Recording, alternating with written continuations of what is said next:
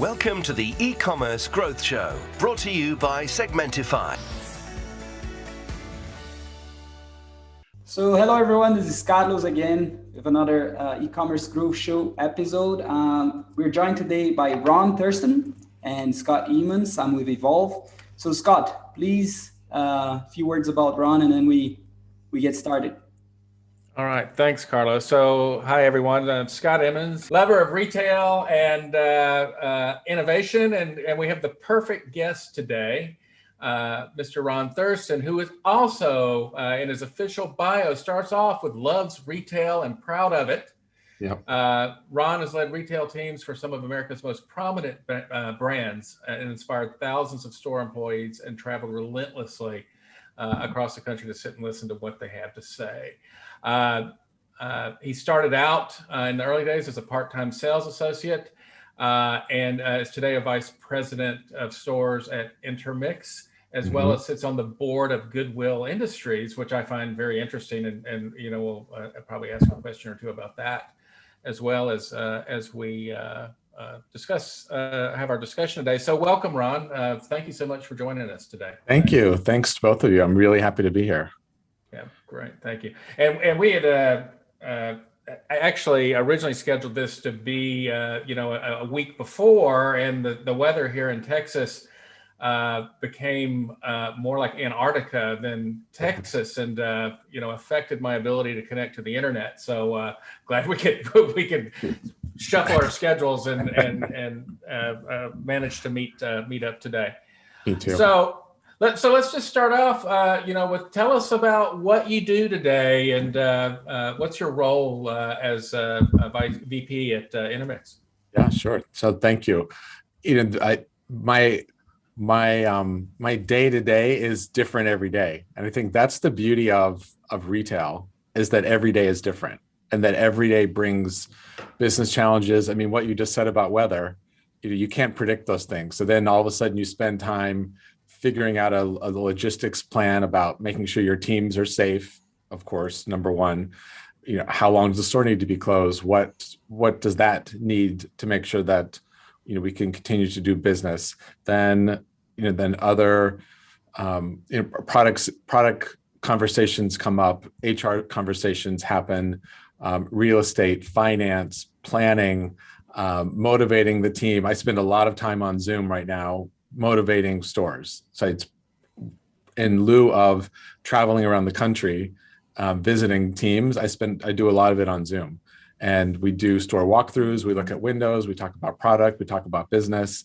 And so it's as if I'm traveling until we can, and seeing them. So every day is different, but that's the joy of this business.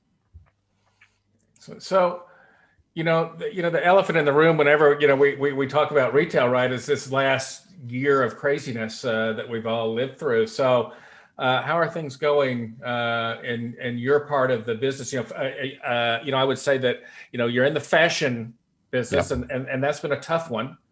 Yep. I came from Neiman Marcus, so know a little bit about fashion retail, though I think where you guys sit is a bit different niche.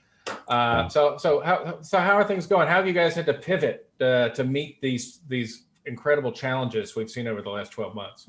Yeah, it's been quite a ride, because what's important in the multi-brand space is that you are always staying relevant and bringing in the brands and then the styles and the SKUs from those brands that are most relevant. So we spent a lot of time early on saying, well, if we were kind of this night out dress, where to work destination, we have to understand how she's behaving, what is she asking for, and how can we pivot the assortment. So the beauty in multi-brand is you can go back to vendors that you have great relationships with and say, I want to cancel that order, but I'm going to order this instead, or I'd like to RTV this product and bring something else in.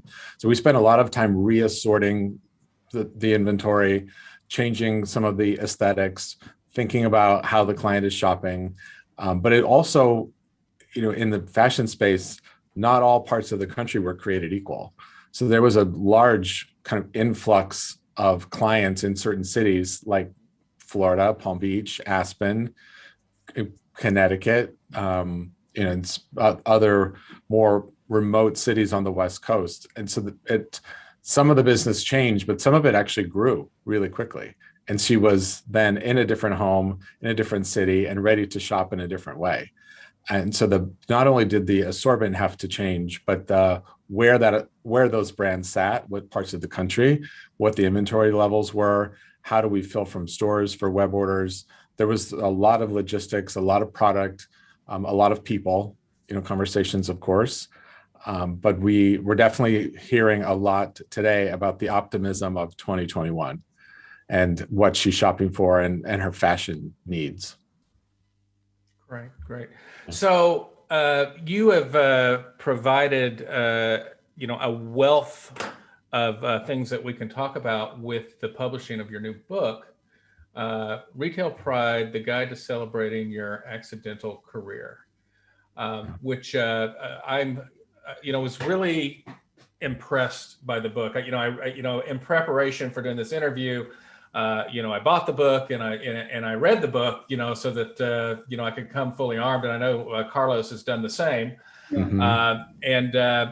I have to say that for me, the book really hit the mark in a lot of different ways. And I see there are many others out in the world that, have communicated the same thing, and it's generated a lot of buzz. And, I could see that there's lots of people that have been interested to, to bring you on to their various shows and podcasts and talk about the book. So congratulations on, it being so well received, first of all. Thank you. It's in that title, right? The Guide to Celebrating Your Accidental Career. I mean, I'll share very briefly that my retail career is very accidental. So, I mean, right from the get-go, you resonated with me because, I spent 16 years doing IT stuff and business intelligence and things that were not retail at all. And I came to a 2-week engagement at Neiman Marcus for retail, and that locked me into 16 years of, being a fanboy for retail, and it's ruined me. I don't think I could go back to that. I think I'm stuck, in the retail world. It's addicting. I'm telling you, it is. Yeah. So thank you, for telling your story. It was a reoccurring theme starting early in the book and throughout the book about your grandfather's influence on your retail career. And, I'd love to hear you speak to that. No, thank you. So I grew up in South Lake Tahoe, California, very small town. That was at the time, my grandfather was building some of the first schoolhouses and grocery stores and custom homes, and it ended up growing his business to build most of the Safeway grocery stores on the West Coast. And so it became a large construction company that employed my entire family. But his influence on my leadership was important because I watched him visit a job site like I visit a store, and I would watch him engage with everyone on the job site, understanding who they are, maybe a little bit about their family. His level of engagement was always really inspiring to me, and I don't think I even understood what that meant at the time until I started working in retail and said, when I visit stores, I don't want to just speak to the leadership team. I want to know the whole team. And so my grandfather would do the same. You don't just speak to the leadership. You understand what everyone working on the project, what their contribution is, and how to listen with curiosity, and how to ask great questions, and how to feel very kind of human and engaged. And so it was a huge influence for me. And while I didn't want to work in construction, he knew that early on. I'm the oldest, firstborn grandchild. So I think there was always this assumption that I was going to kind of be in the business. And I was like, Papa, it's like not going to happen. I'm going to fit him. I'm going to go to fashion school. I'm going to work in fashion. And I didn't always work in fashion, but that was, as a 16-year-old. And I just realized the older I got, how much I really learned from watching him lead. And he continued to be my sounding board and mentor. And he's that guy that at 92 was still working 3 days a week at the Sacramento Food Bank and going to the gym. And I was like, that's me. Like, that's what I'm going to be doing. And he was very inspirational for me. And when did you have that aha moment, right? That retail was the right place for you? I studied fashion design and retail, called retail, like retail marketing. And I did have a design career, but when I really figured it out, as a store manager for Gap Kids at the time. So this is early 90s.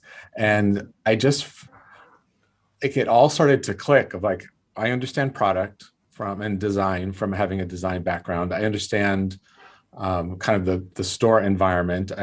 And the selling and leading, it all clicked together. I'm like, this is the best possible version of how to use my skills. And it was starting to navigate that and realize I can actually run higher volume. I can do even bigger projects. And when I became a district manager, I realized that I had a skill that was unique that I could then teach to other people and learn how to lead in a multi-store space. And then from there, it's just like you said, Scott, I was hooked. I'm like, I will always work in this business. And then from there, it was just choosing, which brands to do it for. But I love the joy, like the celebration that comes from our industry, the way that we connect with each other and the customer. It's like we have all these shared experiences, and the product aside, the industry itself is an incredible wealth of talent that is kind of under celebrated and underrepresented, which is why I titled the book Retail Pride, to be proud to work in retail. It's not something that a lot of people have said. Yeah, it feels like it's sort of evolved over time, where it's a much cooler place to be now than maybe it was back in the 90s. Yeah. Or back when I was going to school, and I'll date myself, in the 80s, when I was I had a part-time retail job, just to kind of help myself work my way through school at the time. Yeah. So one of the things you talk about, throughout the book, there's this theme of, kind of amazing sort of people management skills and how important that is to be a great leader and successful in retail. But one of the things that really caught my eye is where you talked about how visual merchandising was something that you really enjoyed, and that gave you enjoyment and pride. As well. And, I have to tell you, the arc of my career really changed when I got, as a technology guy, right? As an IT guy, and that's where I was at Neiman Marcus, for the first 7-8 years that I was there. I was an IT guy. And then I got connected with the creative team and started working, with technology solutions that supported creative in stores. And it just changed my whole outlook and excitement. So I'd love to hear more about that visual piece. Visual to retail. Yeah. I think if we think about the best version of retail today, that differentiates itself from your e-commerce experience, is that really like well merchandised, well designed, kind of stores that flow are critical to the store experience. But to answer your question, if I think back, I recognize that if it looks, if it's neat, it's colorful, it's organized, it's easy to shop, it's easy to find, it's engaging, inspiring. If all of that works, then it has an enormous impact on your business and your brand. So it was this like test and learn. What worked, how could it change, how could I teach it? And so through my career, my first 10 years at Gap, I did end up taking on a corporate visual merchandising role. So there was still is a mock store built in San Francisco of all the different brands. And we would spend a week there just merchandising, dressing mannequins, creating what the product of the season would be, and then photograph it. And then I would travel around the country and teach visual merchandising. And the best part about that is you can take a store that looks good, an average store, and you can say, let's break into teams. You work on this project. I'm going to lead this. And you take a store that's fine into like, wow, like this store looks great with the exact same inventory, the exact same people, and you've changed the customer's perception of a brand via visual merchandising with the exact same product. So it isn't always about how to add more cost or buy more props or do things. It's about the aesthetic, the messages you're trying to send. Can you story tell through visual merchandising? How can signage impact it? Mannequin placement. Even I'll think back to my time at Apple. While you may not sense that it's a high touch visual merchandising experience, it actually is highly thought through about exactly where every phone is placed, where every MacBook is placed, every phone case that's on the wall. That's all merchandised with intent on the customer experience. And so it doesn't have to be just fashion. I merchandised West Elm stores. And today, for me at Intermix, every store is merchandised differently. Every window is different in every store based on the customer. It's all an incredibly important component to well done retail. And it's so much fun at the same time. Yeah, one of the disappointing things to me was as it started, around 2008 when things got really rough, from an economy standpoint. One of the things I saw in, my own, where I was at and really in other retailers as well was, this, management by cost reduction. And one of the places where they reduced costs was that visual team. Yeah. I think that was, cutting off your nose to spite your face almost in a way. Yeah, because what happens is the customer expects at a certain level, they may have done their homework in advance. So this is kind of what happens today is you may find a brand on Instagram, you may be on that brand's website, you are experiencing it in unique ways. And then your intent, you go into the store and their Instagram may be really cool and their website like highly designed and really inspiring. And maybe there's even a chat function on the website, or so you've engaged with the brand in multiple ways. But if you arrive at the store and that experience doesn't align because of visual merchandising, because of people, because of all of those different variables, if you've extracted out all of the skill in merchandising, you've lost your ability then to inspire the customer for a future purchase. So if you just say, we're just going to put it all the product we're going to shove as much product as possible on the floor and just let the customer figure out, that is not a solution for the future of retail anymore. The work has to go into how do you represent the brand really, really well that is aligned with all the other channels. And merchandising can't be the one that is left to its own devices in stores. You just won't win anymore. Customer's bar is too high. Customer's bar is too high. Yeah. So that's a good segue. This whole visual thing, right, is very tied to the physical store. But the digital touch points to customers have certainly accelerated in importance, over a time where, kind of physical presence is discouraged. In many areas. So by requirement to, keep everybody safe. So, I know there's some quotes in the book, like digital experiences will never replace your relationship with the person at your local store who knows you best, sure. As an example. I think that, as a result of the pandemic, this acceleration of the digital channel becoming so intertwined with the physical one that it's really starting to be very hard to not do one without the other. I'd love to hear your thoughts on that. Yeah, I agree with you. This idea of you can certainly build a brand in these incredible new ideas that start to grow and evolve and have short-term leases.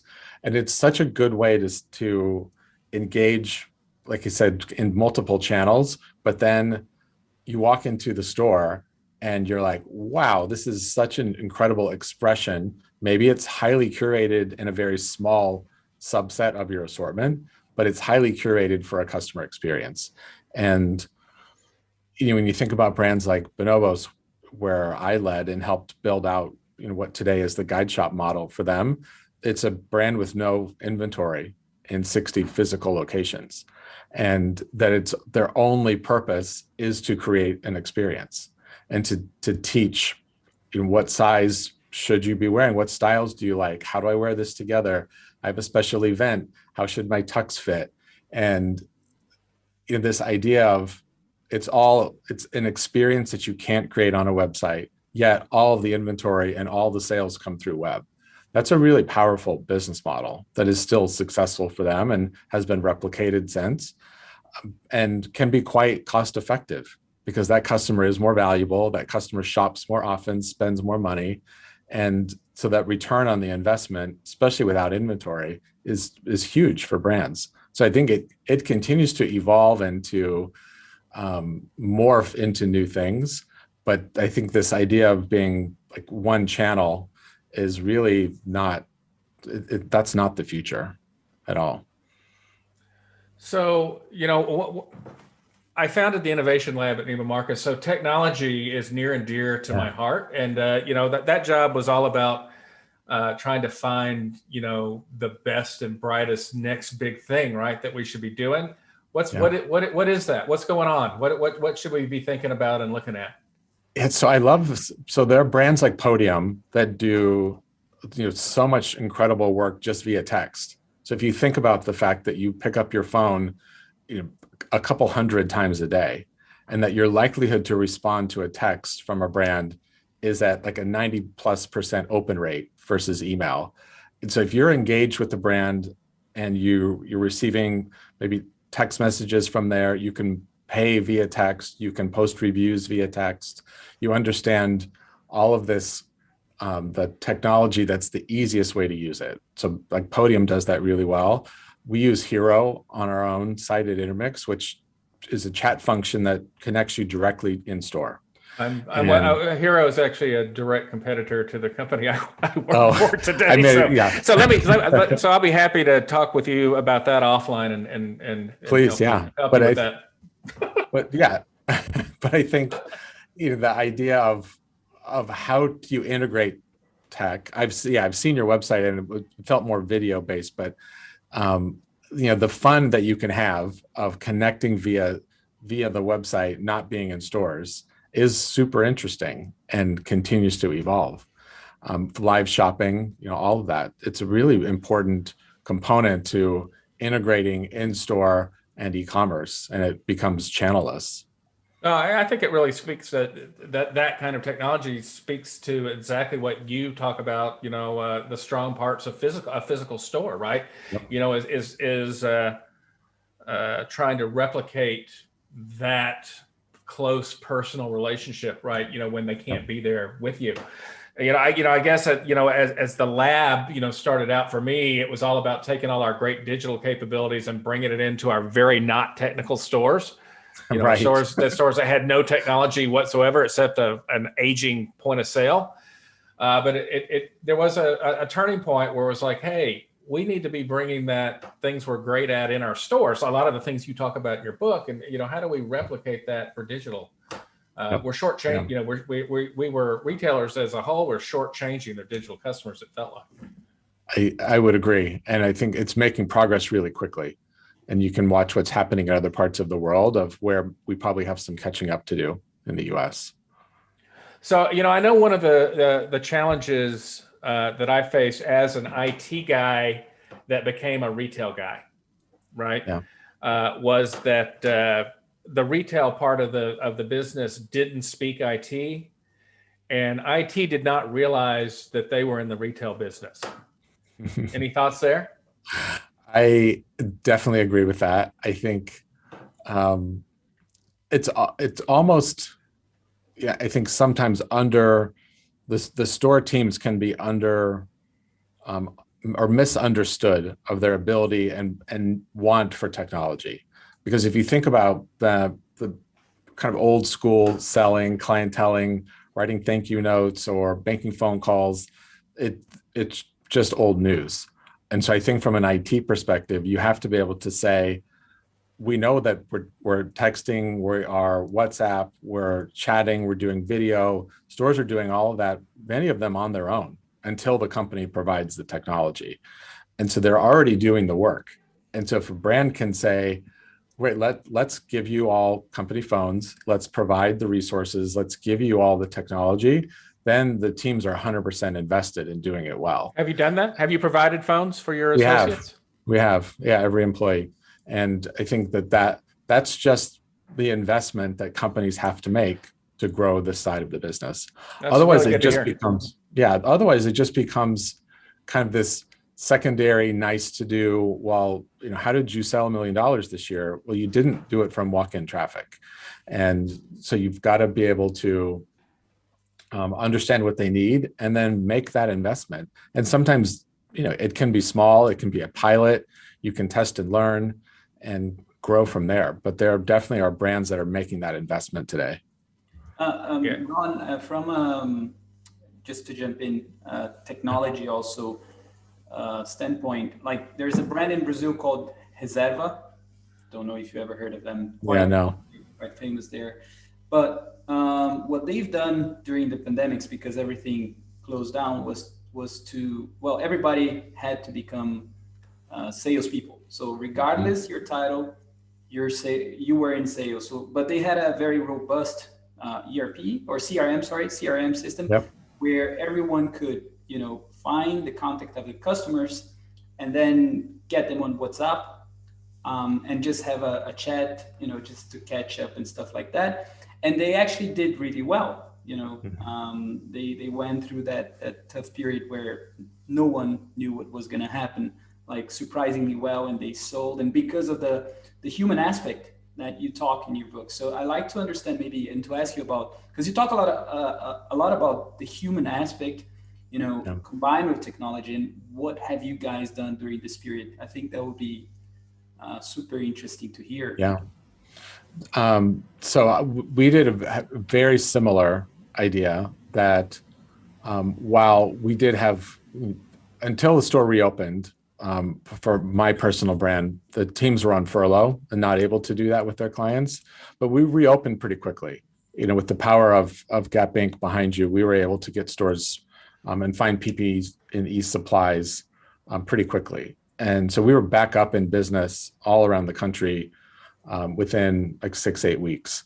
And so then, but from that point until today, there's an enormous amount of work that goes into exactly what you're describing, Carlos, is outreach, checking in, kind of where are you? What part of the world are you in? How can I help you? Is it consignment business? Is it setting an appointment? Is it virtual styling? How can we support you building your business? And while the fashion segment was hit a little more, in a tougher way, now that the clients are starting to book travel again and to think about summer vacations and fall events, and there's a lot that's happening, her response to all that outreach is actually increasing, and appointment setting is increasing, and all of it has become a much more generous conversation from the client. Instead of, well, I'm not going anywhere, I don't need anything, to actually now I have a lot of plans. All right. And I need to get going. So yes, that technology supported any technology supported the experience during shutdown. That's just relationship building. It's all human. Yeah, absolutely. Yeah. What I like to ask you as well, it's about the importance of retail, because in your book you say that retail is physical retail. It's not taken seriously, and we are in a headline society, so to speak, right? So, yeah. And then you have some really, really interesting data, like it employs 42 million people, 3.6 million retail establishments. And I'd like you to perhaps comment on the importance of physical retail today, because it's a lot more about the experience, right? Compared to. I actually believe, and those statistics will certainly evolve and be re-reported for 2021, but the way that the future feels so, kind of e-commerce, the headlines can feel very e-commerce centric. But what I firmly believe is when we have the ability and need and want for that experience, it will immediately translate back into the store. And that the physical retail component of our industry will actually never be more important, because we've all been forced to shop online even more. And it's almost like you've had e-commerce burnout, and you actually now you want to go back and buy something. Or Zoom burnout, for that matter. Yeah, it's exact, or Zoom burnout.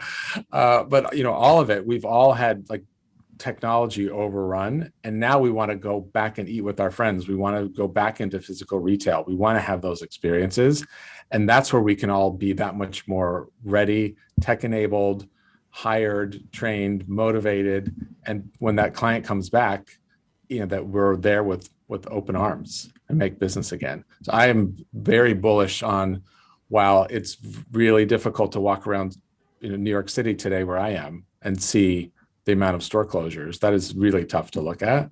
Yeah. What I also know is that that's going to be reinvigorated over time as tourism and revenue starts to flow back into cities. I'm so ready for all the things you just mentioned. Yeah. The dinner with friends and travel and all those things. It's it seems like it's been an eternity. This last 12 months, to be honest. And just as a comment, I would say I was very excited that how casually you referenced things like virtual styling and a robust appointment scheduling capabilities and those sorts of things. It's just kind of table stakes, which 12 months ago they were not. They were not. Neither was like buy online, pick up in store, live inventory on your site. All of that is really an important. The customer has no patience for you anymore if you can't seamlessly move between channels. You can't be a brand that doesn't have a functioning website, that doesn't understand where your inventory sits, that can't deliver it in a timely fashion, that doesn't have good return policies, that doesn't send a free return label. Like that's just price of entry at this point. You can't play in the game if you don't have the basics of all the technology and great people put together today. Absolutely. So you have an entire section of the book that talks about the pillars of retail expertise. You have 3 pillars, which were empathy, curiosity, and focus. And I for a lot of us, that just sort of we had this accidental retail career, right? We weren't trained to be retailers. We learned on the job. Can you speak to the 3 pillars and how they helped you excel, and how you're helping others to do the same? Yeah. Thanks. I'd love to. Yeah. And those 3 words, you may say, well, those are commonly used words, but the way I reference them that is specific to brick and mortar retail is that the best version of a customer experience and interaction that we have as human is highly empathetic. Is that great salespeople know how to listen and put themselves in that customer's shoes and sell them or propose things that they know that they are going to respond to. And that comes through great empathy. And I also think on the flip side, leadership today has never been more empathetic about what are you personally experiencing? How has the last year been for you? What impact has COVID had on you, and how can I be an empathetic leader? So I think if you have empathetic teams and leadership that supports those ideas that aren't always just pushing for more sales, but are actually encouraging human interaction. So I put empathy as an important part of retail. Curiosity, is also a sales technique, but it's also the way that you re-engage. How have you been? Like, what have you been doing? Where has the last year taken you? And so you're also then being curious about technology, curious about what's happening in our industry, curious what's happening in the world, and being really educated about brick and mortar retail today and the impact that it has. So I would encourage that level of vendor exploration and being highly curious, and also with your teams. And the focus piece, I love the word, because anyone that's spent a lot of time working in stores like I have know that there's a million things that come at you every day. When I think back being a store manager, the back door's ringing with a shipment coming in the back door. Someone just stole something off the front of the table. The phone's ringing because someone's calling in sick. Oh, and by the way, your boss wants to have a Zoom call right now. Oh, and there's 25% capacity, so now I need to put stanchions outside and start a line. Like, I could give you 50 things that are about to happen to you the minute you unlock the door. And for me, I'm like, you've got to focus on what's important today, prioritize your list, and be really good at what you need to get accomplished. And that's a skill, that I try to work on every day as well. But it's a great retail leaders are really focused on what they need to accomplish at the store level. So there's a very emotional side of empathy, the ability to listen and learn and being curious. And if you're focused, there's a lot that you can accomplish. And those three pillars seem to really resonate with people that work in stores. Yeah, it resonates with people that work in the back office too. I mean, that was what the another aha moment, for me, is when I figured out that the customer was the people that came into the store and bought a handbag. It was not the business, right? Yeah. Which is how IT was conducting, their day to day. That the customer was the business, and that was wrong. Yeah. The customer is the same customer as the people in the store, and we support the business in doing a better job, right? Of serving, that customer. So, it was another one of those it changed my whole career, just that simple little, change in, how I thought about it. Yeah. It feels like, the empathy and curiosity and these things are also, sometimes what's distinctly missing in the digital experience, endless algorithms that can predict what we think you might like, to fill your screen with, possible options for you to put in your basket is not a replacement for those things. Right.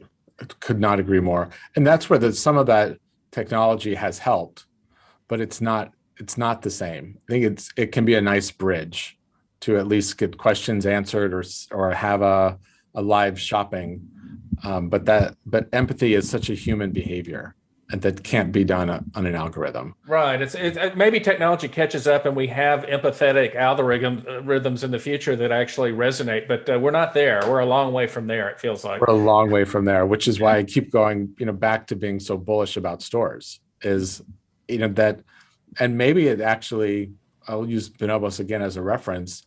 Maybe it is that you spent an hour in the store and you never buy anything, but you have such an important and influential opinion of that brand based on the people you just interacted with, or the reverse. So when not done well, people in a retail business can destroy it. And so I also want to be cautious of it. It takes all of us as leaders to inspire and lead teams to greatness, that it doesn't always just happen by itself. We've all had bad retail experiences, but when done really well, it's the best version of your brand. And it doesn't always result in a sale, and I'm okay with that because it's brand building and it's— you get your best cheerleaders out of those sorts of interactions. Yeah, you really do. You do. And I celebrate things like, Medallia, and NPS scores as much as I celebrate sales today. That is a really important component, is the customer's likelihood to recommend today. Excellent. Yeah. So when thinking about the foundations of great retail leadership, another a topic that you spend quite a bit of time in the book talking about, one of the things I felt like I witnessed as I got the opportunity to spend more and more times in the store, as my role, from IT changed to more in the middle, and thinking about innovation and helping deliver technology to stores, and watching how store management interacted, with store teams, sometimes it felt like there was a lot of stick and not a lot of carrot, and some of the ways that, they tried to inspire, better results, from their associates. And I think you have probably a lot of great ideas on better ways to motivate. If you wanted to, spend a minute or two talking about that. Yeah. So I would go back and say, if you're empathetic and curious, you learn what your team needs from you. Don't assume that they want money or that they want, their break room refrigerators stocked with things. Like, actually say what would motivate you most. Let's let you build the contest. Let's let you build the compensation plan. Where are you going to get the most benefit? And so it actually becomes field up versus top down. And so if you want to roll out great programs, it's about putting the people who do the work in a room together, on a call together, and really challenge and be highly curious, and then deliver what they told you they wanted. Because if you spend 90 days building a compensation program that's not at all what they told you they wanted, they're not going to be motivated. So I think you listen, you learn, you ask questions, you think about, how am I going to get the best results? And then you deliver that. And I have found, success in not making assumptions that what your team wants. Ask them. And then maybe they do want, snacks for a week in the refrigerator. Like, that would motivate them like crazy. And so do that. And that's versus, trying to give everybody a raise. Or so listen and implement, and then share the success. Like, this is what you wanted, so let's try this for a while. Let's monitor the success and celebrate it. And I don't think enough time is always spent listening to the people doing the work. My question then is about company culture. Sorry, Scott, maybe I was rude, but no, please. Because I think that is part of the culture, just as well as, recruiting, company culture go hand in hand. I work with this company CEO leader, and he said, and this is a big company now, tech company. He said, I would never ever outsource recruiting, because it's like asking someone else to choose your wife, to pick the wife for you, And I thought that was such a brilliant analogy to compare recruiting with someone picking, your girlfriend or your wife. And I like to hear your thoughts on, first off, recruiting, right? Because you talk about networking as well as one of the skills. And, I teach LinkedIn is one of the things that I do. And it's so important, and there are so many people who do not understand it yet, how important LinkedIn is, like networking, and how do you, just open up a conversation. Like, we weren't connected, so I hit you up with a message. Of course, I spoke about the episodes that we've done, but how great it would be to have you on this show, and blah blah blah.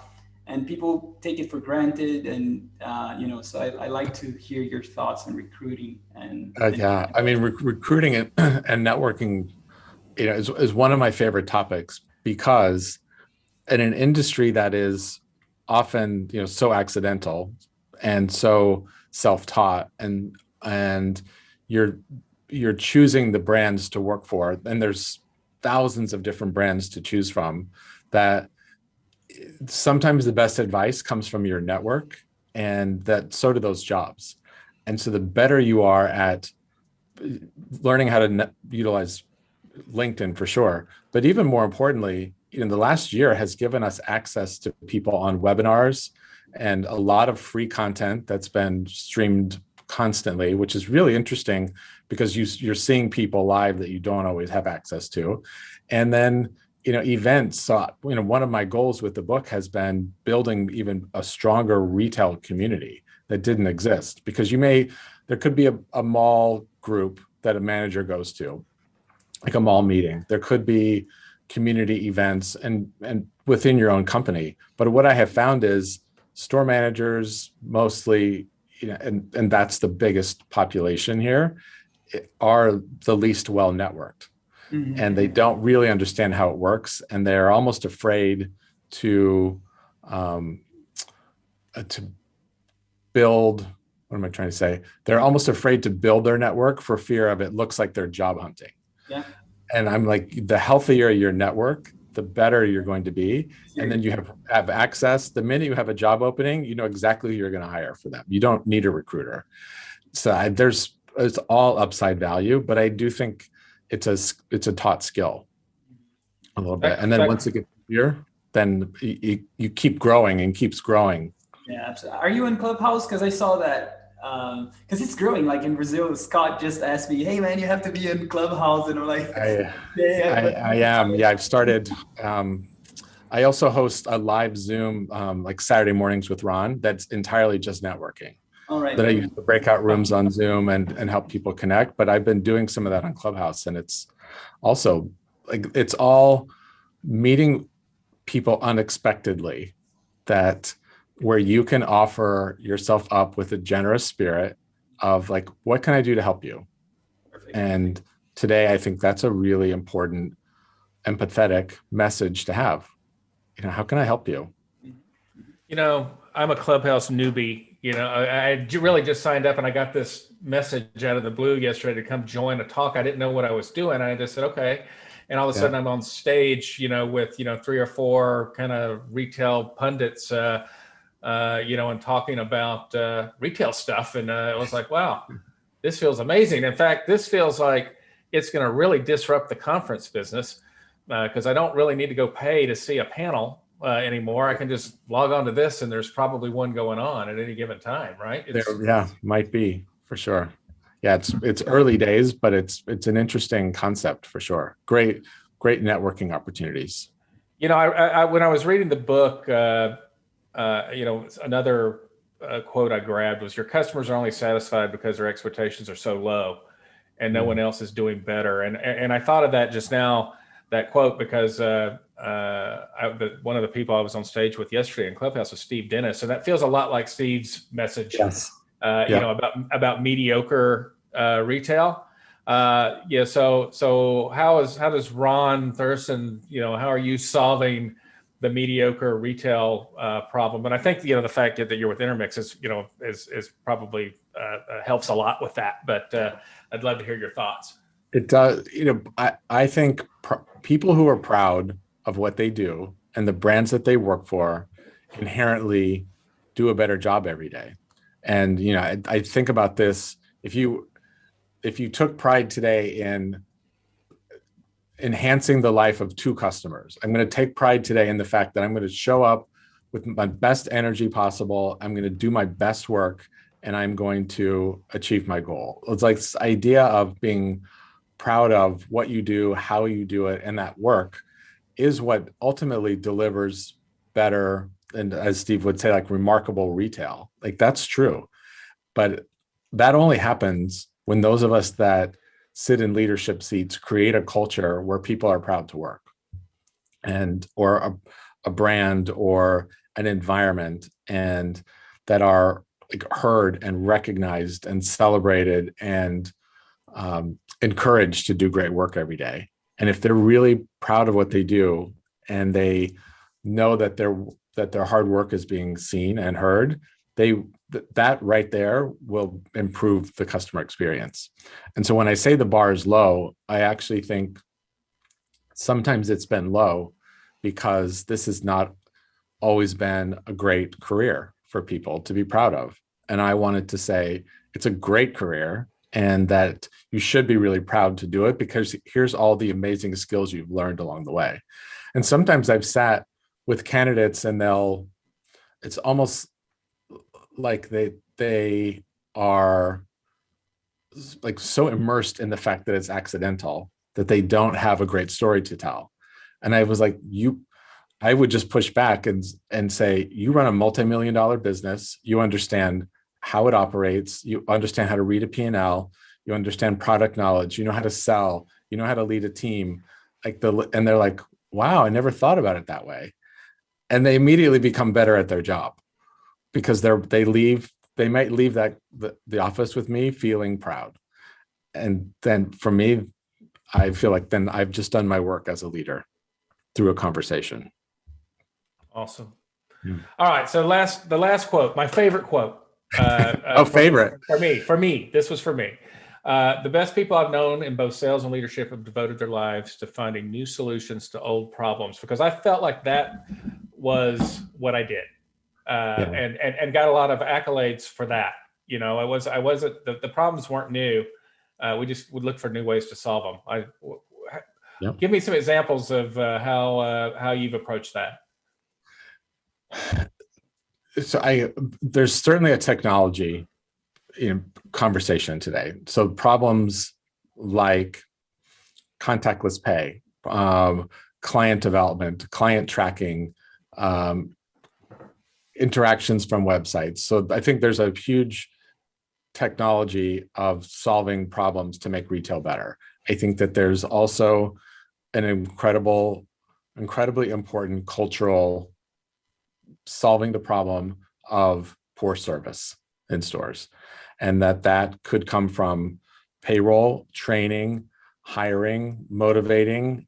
You know, that there has to be an improved sense of leadership that is entirely focused on the field at large, and that they aren't kind of the last conversation you should have, or the last priority should be the first priority, and that investment in people solves the problem of where the industry has trended for a while, and that the service